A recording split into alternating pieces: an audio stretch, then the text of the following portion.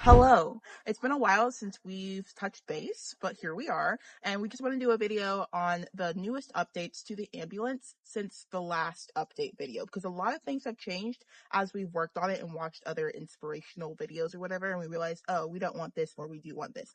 So with that in mind, here's the newest update. So this is the inside of our ambulance, and we're going to go over our plan for what we want to turn this into. This area right here where Warden is going to be where the dogs are going to sit. Our bed will go across like this, so we can lay down our feet over there. This area, we cut this compartment in at an angle so that I should have enough space to sit on the bed and still have enough headroom to sit fully upright.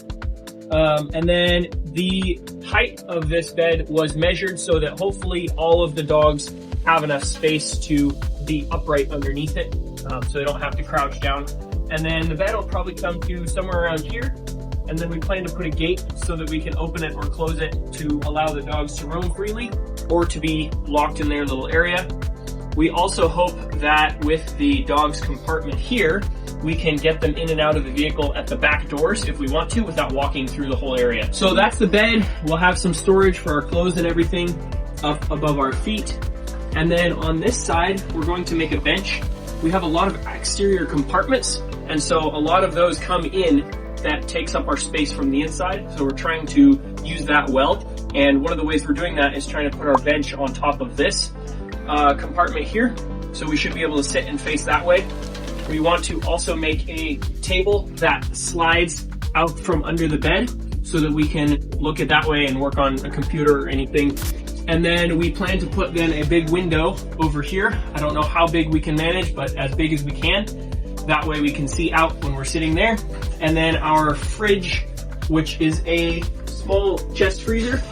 I think it's 2.7 cubic feet. Chest freezer is important because it opens up, so it maintains most of the cold when you open it. And we're going to use that as our fridge and put it right here so that it'll be under the window. And that should put some of our weight on the passenger side as well, because we're trying to balance weight, driver and passenger side, make it decently even. In front of that fridge, we have a little bit of space before the main door here, and we hopefully will be able to put a seat-belted seat here so that if we want another passenger in the future, we can do that. Maybe even a double if there's some sort of bench that maybe folds up that is DOT approved. We'll see about that, but it might take up too much space to put a double, because we only have 2 seats up front. Our kitchen area is going to be here on the right, so we're probably going to remove this and put in a nicer cabinet of some sort, but this will be all of our kitchen stuff, which we plan to keep very minimal. When we were at the Lookout last summer, we just used 1 cast iron, and 1 plate and 1 bowl each, so we'll probably make it a tiny bit bigger than that as far as our kitchen setup, but not too much. So that should be plenty of space. Down here, we're going to have a maybe butcher block or some sort of countertop. Our sink and then our stove. We aren't probably going to do an oven because that would take out of our cabinet space here. All of our utilities for that kitchen will be in the compartment outside, so in there. We'll have our water tank.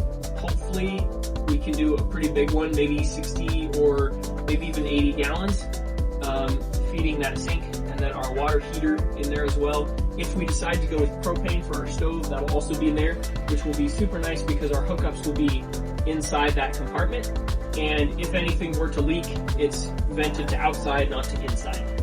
So that'll be good there. We'll maybe put a small window above here so we can see out while cooking. That way we have windows on both sides and on the back. And then in front here, in the middle, will be our pass-through.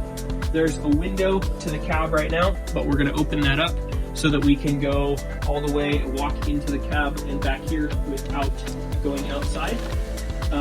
This compartment is a really tall compartment. We're going to put our battery system in there, and that is also going to be some sort of storage for our composting toilet. Maybe it slides in there, maybe a drawer or something like that. And then our electrical can all be wired up into this compartment where all of our switches and controls for everything will be. This is all the old stuff from the ambulance, which we'll need completely ripped out, and then we'll install the new stuff. We mentioned this is our fridge is going to go on the side. This area right here was a compartment with doors to the outside and the inside. And originally we thought we'd just use it as a bathroom, shower as is, so we could access it from both outside and inside. But we are now going to remove this wall because we want to use this as our living area as well, since it's pretty small. And we're going to have a shower curtain that we can use for showers, so we don't have to take up that space all the time.